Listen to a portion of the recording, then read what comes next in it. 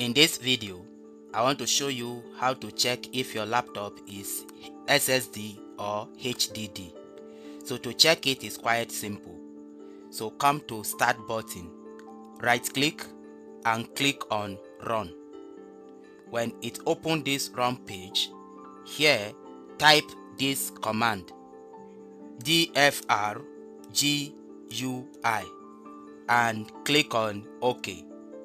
This will open this page and you can see for my own system it is SSD. So if your own is HDD, you will find it here. The SSD, of course, as we know, is faster and reliable, but HDD is slower and SSD is that is more expensive, while HDD is cheaper.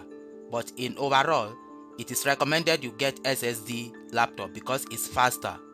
But in a nutshell, this is how to check if your laptop is SSD or HDD. Thank you for watching.